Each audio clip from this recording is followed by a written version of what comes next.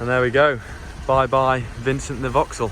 And hello, Archibald V2, which is another car in the series I'm calling Bangernomics. Someone commented saying, if you get into Bangernomics, which is a great name, and you focus on cars that are not too expensive, but slightly older, you can get some really, really nice cars. And I'm having a lot of fun buying, reviewing, fixing, and then selling, hopefully for a little bit of profit, but I'm enjoying the process anyway. This isn't the car I want to talk about today.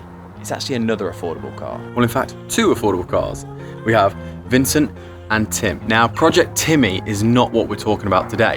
What we're talking about today is a 2009 2-litre diesel Vauxhall Insignia. And this is everything wrong with it. Damage to the bumper, there and there. And unfortunately, since I've had it, there's also now damage there. Nasty little scuff that happened when I was messing around with one of my friends. Unfortunately, it won't mop out. The most noticeable thing is this little rust patch here. Now, there was a little bit of metal there that actually fell away when I picked at it. And as you can see, the paint is bubbling. Scratchy McGee, Scuffy McGee. It's also due a service, so I'm gonna need to get that done. One of the issues is that. Can you hear that vibration? Now, you might be able to hear that over the diesel engine. Can you hear that vibration? That's the best way of showing you. So if I open the bonnet and then touch this solenoid here, the whole thing is vibrating. So that's what needs to be changed. So the list of things to do: service, solenoid, bodywork, minor cosmetics. I can't really see there being anything more than that. And I'm hoping some of the stuff like the solenoid I should be able to do myself. I'm reliably informed that it's quite a cheap part, and I've also been told it's easy. Now, if I can't replace a solenoid, I might as well just end the channel now. What is the point in all of this? But the bodywork, I've kind of got no idea. I understand the processes, but I've got no skill. So I am gonna have to outsource that. And what I'm gonna do is get everything done, and then I'm gonna advertise it and see what I can put it up for. Now, I did get this relatively cheap, so I'm hoping I do have some kind of equity in the vehicle once it's done. Cue the music. Disconnect everything from the solenoid before you disconnect the solenoid from the car. Okay. Because the car holds it steady while you take everything off. Okay, I like that. Clueless. In the know. Clueless. In the know. Now that is the solenoid in question. It's for the turbo. Now you've got the two pipes there and there, and a little connection down there. And my service manager did say, make sure you put the pipes on the right way when you do it back. Okay, clip is off. Right, disconnect that little thing. Now there is a cable tie there, not really too sure. We think it's to hold that wire, but that is snapped, which does make me think this might have been in a front end accident at some point, because I had to respray the bumper as well. Okay, so what are they, 10 mil? Cable tie gone. I know what that's called, a dipstick, isn't it? Well, the person or the yellow bit? Not only would I be lost in a knowledge sense without my dad, I'd also be completely lost in a tool sense without my dad. This is such an old socket set that will last longer than me, probably. What part are you putting on there? It's called a solenoid. And what does it do? Regulates boost, I'm told. You'll notice soon enough on this channel that I'm really heavy-handed, so I'm going to be dropping lots of things. Oh, wow. Proper mechanic stuff, this. Nearly did a Mac. Cut to my dad walking into that porch. Oh.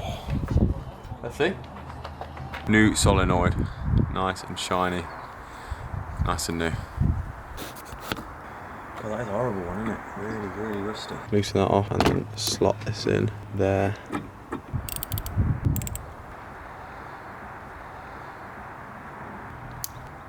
Ah, right, there you go. New cable tie. Sold. Feels good. It's kind of pathetic that I actually feel like I'm doing something.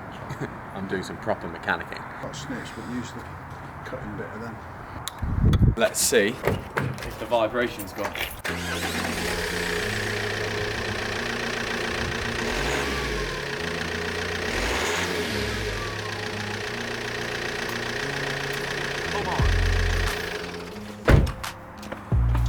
solved it. Right, we've solved it. I think this was a £63 part and it took 2 minutes to fit. I mean, it would have been 2 minutes if you had any mechanical knowledge, but even someone like me can do it. So, vibration fixed. Now onto the rust. Dear. There she is. Yes. Okay, so that's bodywork done and minor mechanics done. Now it was time to hand over to the professional mechanics. So let's have a look under, Vincent, and see what we can see.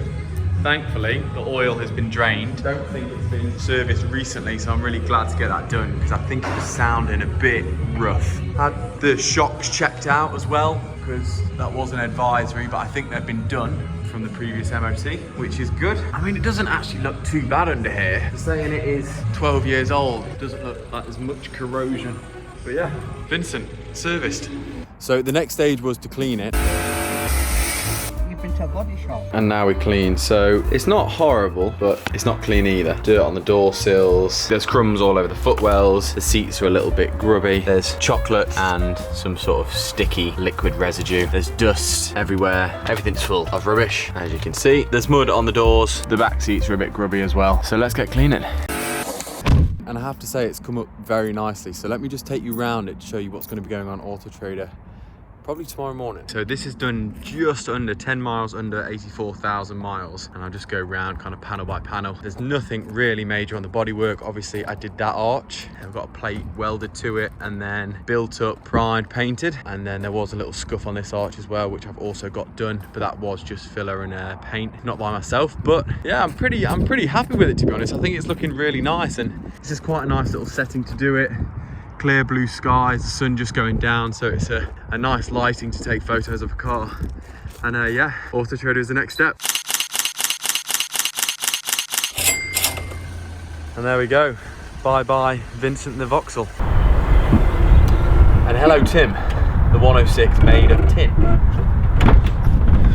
who is my next focus. As you can see, it needs a lot of work before it's roadworthy, but for now, let's focus on Vincent. How much I bought it for, what I spent on it, and how much I sold it for. So I bought it from an auction for £1,106, but I got it down to £906 because of some bodywork that wasn't really described. Unfortunately, there was a £270 fee at this auction, so that took me to £1,176. I spent $450 repairing the rust on the offside rear wing. I spent $110 respraying the front bumper, and I spent another $150 repairing the near side rear wing that just had a bit of paint work that needed respraying, just a scuff. So that took me to $1,886. I then got an oil service for my friend for $20 and an MOT for $35. So in total that is £1,941, and I sold it for, drum roll please, £2,900, which gives me a profit of £959, which isn't bad considering I used it for 3.5 months and put 4,000 miles on the clock. So yeah, I'm quite enjoying this. I don't know what's coming next. I was hoping that Timmy would be drivable at this point, but it won't even start, so I'm just gonna have to roll out of frame. See you next time.